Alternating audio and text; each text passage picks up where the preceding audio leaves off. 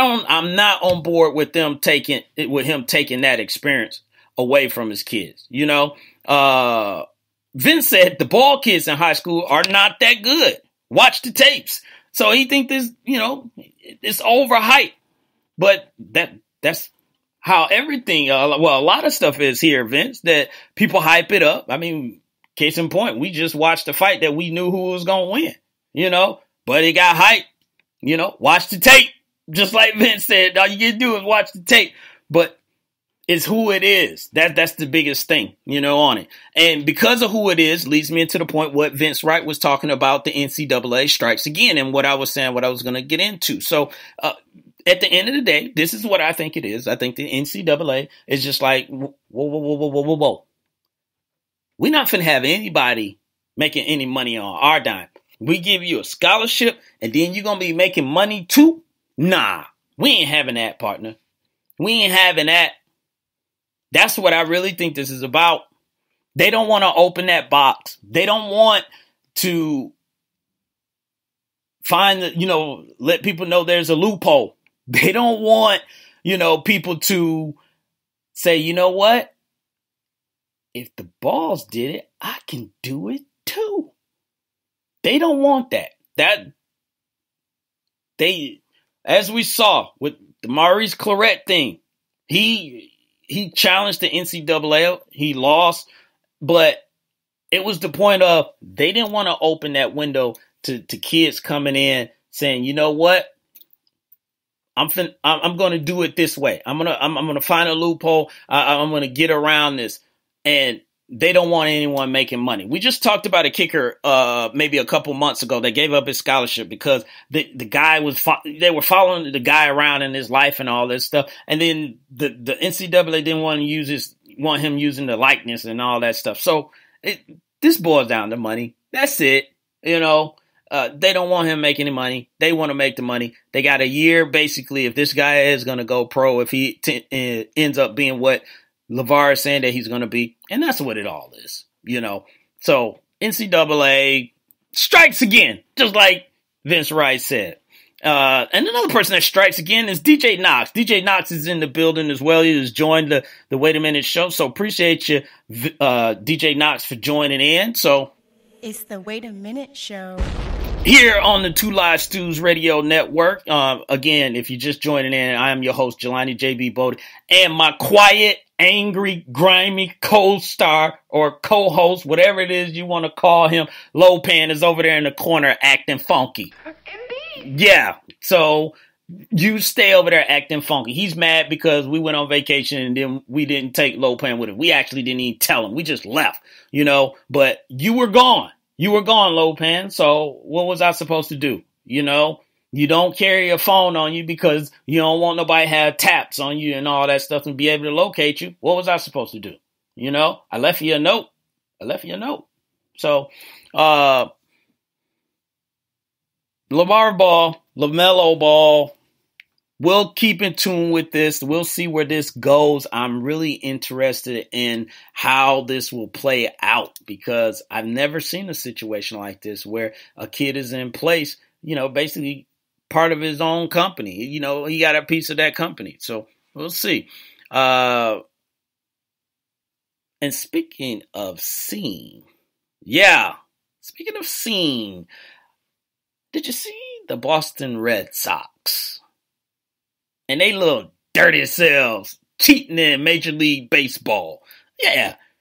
So if you haven't heard this story, basically the story is, on the Boston Red Sox is that, and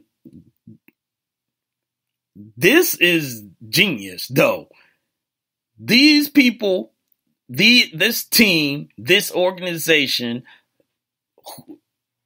decided. Now, they were playing the Yankees, and this started before the Yankees, but they were playing the Yankees, and we know Boston Red Sox and Yankees, they hate each other. But they're playing the Yankees, and they are stealing signs from the New York Yankees. How are they stealing signs? By technology, of course. It is 2017. They are using the Apple Watch, and that's exactly what they were doing, watching the signals that the New York Yankees were sending in, and they were stealing the signals. So basically, they were watching the feed, on the phone, on the watch, and the watch sent them back, what the signs is, and they were using it to their advantage. Now, they've been doing this before the Yankees, but Brian Cashman is the general manager of the New York Yankees, reported this. He was very upset, when finding out about this. Here's my thing about it, though. I'm not mad that they cheated. What I'm mad about is, when did we get to being 2017 and being up to date with the times in Major League Baseball to cheat? There's a lot of things that the baseball is still old school about. They don't want to change or anything. So what happened to the old school cheating? Folks is, juicing baseballs and all this stuff and doing stuff to their bat, corking their bats, and all this stuff. And now you got the Boston Red Sox out there, trying to change technology, trying to change the way things is done, using Apple Watches. No, you need to cheat the old way. Cheating is nothing new in baseball. So let's get that out the way. No one is appalled because, well, they shouldn't be appalled that they were cheating. They should be appalled that they're using the latest technology to cheat. That is not what baseball is built off of. So I need them to go back, having some people in the stands or whatever it is that they do old school, to steal signals the old way. That's it. Now, Boston is in big trouble, for that, because like I said, it started before the New York Yankees. They did it with some other teams. It's just Brian Cashman is the first person, to really report it and everything. So that is a shame. And I wish y'all could see I'm wiping my fingers. Shame on you, Boston, for doing that. But I do respect it, because you're cheating. You're cheating. In baseball, it's accepted, but who figured that out? That's what I'm trying to figure out. It's just like, and how do you go and say, you know what, we're going to do this, and people sign off on this? Like, you know what, that's a great idea. Nobody, has thought about this before. Maybe they have, and they just got away with it. They didn't do it as many times as the Red Sox did it, but it was amazing. So I will give them credit for the creativity, but I'm going to give them a failing grade, because you have to keep it old school. Baseball is built on tradition. Baseball is built on old school. Baseball is built on just not changing anything. So Vince Wright says Boston's always up to no good. Well, Vince, yeah, you said it all of it, always up to no good. But I guess, like they say, if you ain't cheating, you ain't trying, and they were trying hard, with Apple Watches. So, DJ Knox, I think maybe I already said, I may not, but I'll say it right now. DJ Knox is in the building. Appreciate you for joining the show, DJ Knox. And I'm going to go back to a comment that Ced Galloway said, about the LeVar Ball and, LaMelo Ball thing. He said, if the NCAA can't make money off of you, they really don't want to make it for yourself. So, wise words by Mr. Ced Galloway. Yeah, they ain't trying to help nobody make any money, So tomorrow, the NFL kicks off its season, week 1, Patriots versus Chiefs.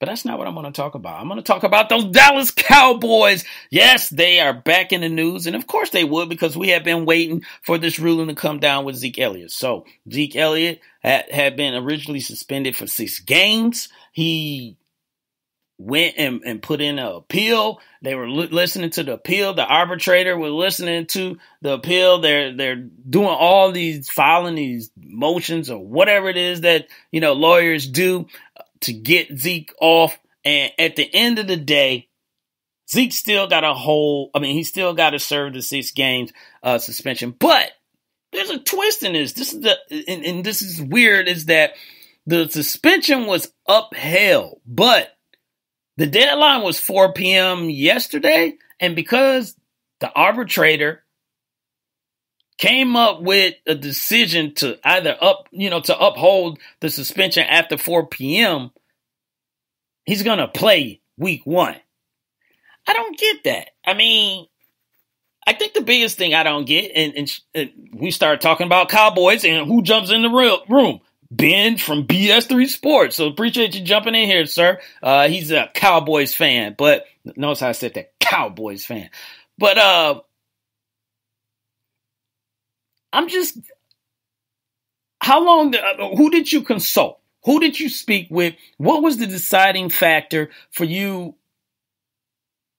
that put you over the top? I'm just thinking, you know what the case was. It started last week. So it was almost a week, and it took you up until this point to make a decision after that. And then so now he's going to play 1 week, and then now he's going to serve a 6-game suspension.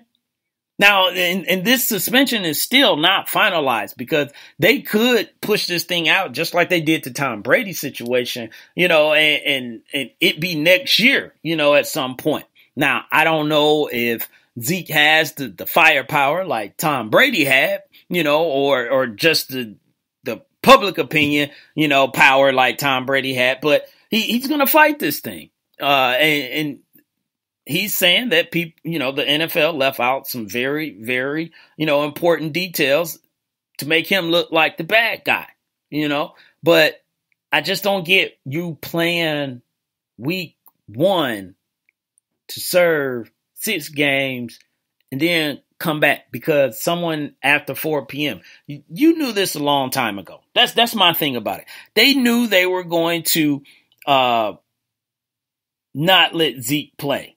I don't know if they were trying to just drag this thing out as long as possible and maybe give him a sense of hope. I don't know. I really don't, because usually with situations like this, decisions are, made quite swiftly, and they're pretty much strong on it. And myself, I knew they were still going to give Zeke that 6 game. There's no way that they were going to try and reduce it. Well, Zeke's not even going to take a reducement. He doesn't want any games. So there's no situation as far as like a reduced, suspension. So he's not going to take that. So you're not going to do a reduced suspension.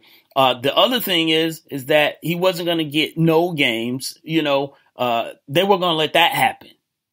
Because if you do that, then what was the purpose of the year-long investigation that you had? What was the purpose, of bringing in all these people to speak with? What was this purpose of, bringing out this report after you made your decision, to support your decision? And again, I said this last year about Tom Brady. Something just don't smell right. Something don't sound right. Something don't look right. Is that you're throwing out these games and you're giving in your report, I'm not getting any, it doesn't seem like they're giving out any factual. They're giving out the around the way ballpark. It looks like it, if you squint your eyes right, it just doesn't seem like it's here's A, here's B, here's C, here's the examples of why we gave him these games. It's like the way it sounds it sounds like he did this. This is exhibit A. Exhibit B, it kind of looked like he did this. C, he should have did it, but we're not 100% that he did do it. I mean, if that make any sense, that's how it sounds to me.